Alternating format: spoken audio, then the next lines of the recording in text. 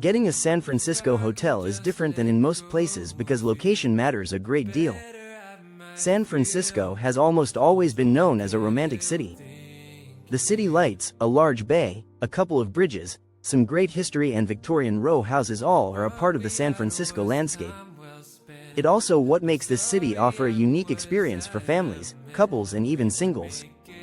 When visiting San Francisco, the first thing to consider when selecting a hotel is the proximity to public transportation. Traffic in this city by the bay is horrendous and the street layout is extremely difficult to maneuver. As with many older cities, San Francisco grew up over decades before there were automobiles. So the streets and roadways were no designed to accommodate the car but horses and foot traffic. Also, like many larger cities, the government in SF also decided to make many interior streets one way. Combine the traffic, street size and unfamiliarity together is a recipe for a very stressful time.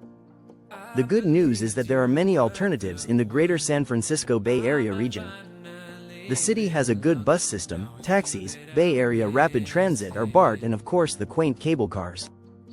Find a nice hotel or suite in SF close to public transportation and simply enjoy the town and all it has to offer.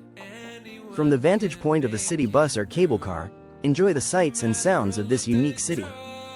Visit the old area of Haight-Ashbury where some say the hippie movement of the 1960s was born. If you're into rock and roll history, locate 710 Ashbury Street, where the Grateful Dead band lived at one time.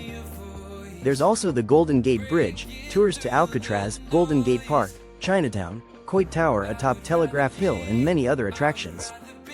By far, one of the most popular attractions has to be Fisherman's Wharf. Here, California sea lions have taken over some of the most expensive boat harbor real estate in the country. Fisherman's Wharf is much more than a launching place for the small fishing boats. There's also Pier 39, an outdoor mall experience built on an old commercial pier. For lunch, consider going down the street just across from the Ripley's Believe It or Not museum and pick up some fresh sourdough bread. Continue down a little more and there's Alioto's, a favorite fish and seafood place. Pick up some Dungeness crab or shrimp cocktail to enjoy with the fresh bread and have lunch right by the bay. An inexpensive lunch with scenery that can't be beat. The key to enjoying San Francisco is based more on the proximity to the public transportation than any specific San Francisco hotel room. Shop for the best deal on a room and give yourself a stress-free vacation by leaving the driving to someone else.